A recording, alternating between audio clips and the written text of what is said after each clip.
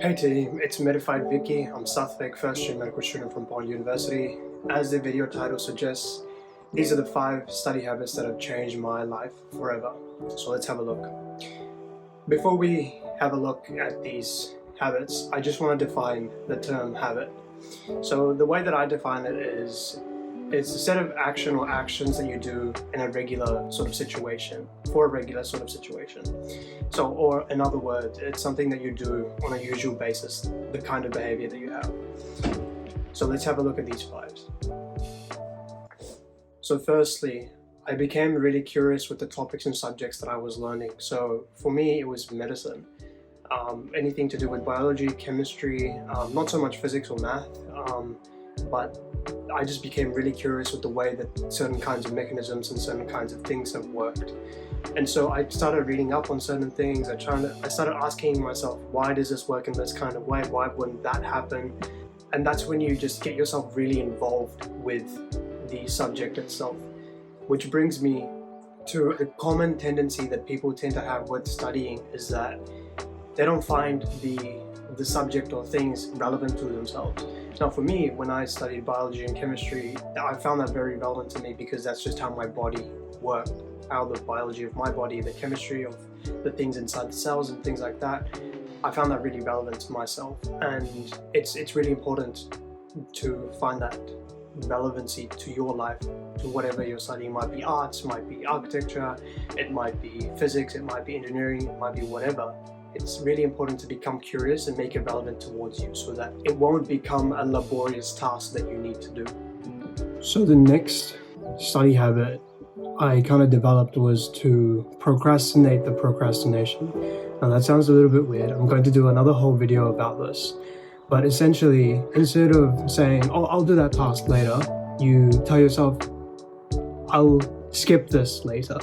So for example, say that you needed to start your assignment for whatever subject that you're doing. Instead of saying, I'll start this subject later, you just say, I'll procrastinate later. And in that kind of way, you push out the pushing out that you're already pushing out. That doesn't make sense. Cancel that. So I'll give you a really easy example. So say that you wanted to put off, you're starting your assignment, but you're just like, I'm going to scroll through TikTok or Instagram. Instead of saying, I'll scroll through Instagram now, I'll say, I'll scroll through Instagram just after I finish this task. So you're actually procrastinating the procrastination, if that makes sense. So to clear kind of this concept up, I feel like I should do another video on this, which I'll probably will do in the coming future. So that was a really, really key part of my study schedule to do. Having a scheduled time for procrastination so you don't procrastinate in between tasks. So you're delaying the delay from your task. And this was for me, it was a very easy way to put off procrastination. I know it's really hard for quite a lot of people to put off procrastination, but it is a very important skill that I've picked up over the years to sort of just get things done when I need to get things done, so that I can stick to the timelines and deadlines. Let's have a look at the next one. So the next biggest study habit I would have is removing these distractions, which flows in from the last time. So something like TikTok, YouTube, music, use site blocker or something like that to prevent myself from, even if I wanted to go search it up or open the app, I can't because it will lock me out until whatever set time that I have, and in that time I'm forced to do whatever task that I have assigned myself to do for that particular period of time. And in terms of the phone, I'd put the phone away in either in another room or down in a locker where I wouldn't be able to bring myself to go get it because I'm too lazy to go grab that. And so I'd have to be stuck with my computer with the tasks that I have to do, and I'd get it done because there's no other way for me to procrastinate. Again, part of the habit that I talked about earlier. So the next study habit is very unusual, which is removing the process of taking notes. And because it's such a really controversial topic, I'm going to make another whole video about this one. But in essence, there's a whole set of skills and activities that I do just before the lecture or class, during the lecture, and after the lecture. And the way that they're spaced out during the week is also a bit different, just sort of tuned to the different kind of topic or subject that I'm doing. But essentially the system that I've created allows me to not actually ever take notes and have everything kind of just locked in my head, but at times I might need to write whatever that I have in my head down. And those are the kinds of things that you see in my videos, which are the sort of the drawings and the mind maps and all that. That's not from copying from the slides or anything like that, but it's just purely straight from memory. But I will do another video on that.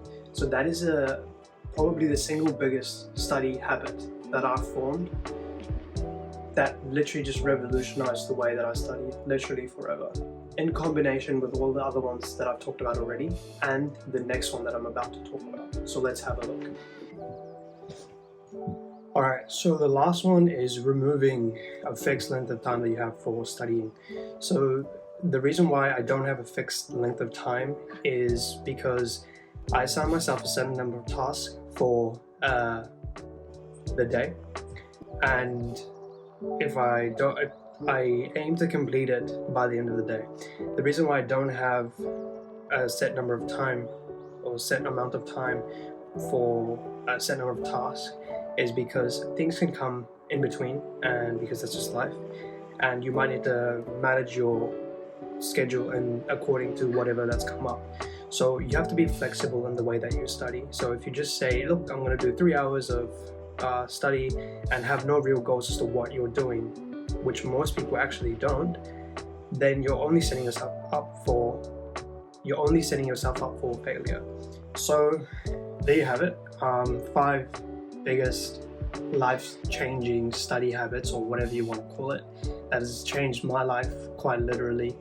And I hope they were helpful. I hope you get something out of it. These will take quite a lot of time to implement. For me, it took literally years and years of trial and error, years of implementing and perfecting and fine-tuning it so that I can have it for my own sort of study. Yeah, so all these study habits might seem a bit more nuanced, and they might not again work for everyone else. So that's just sort of my 2 cents on all of this.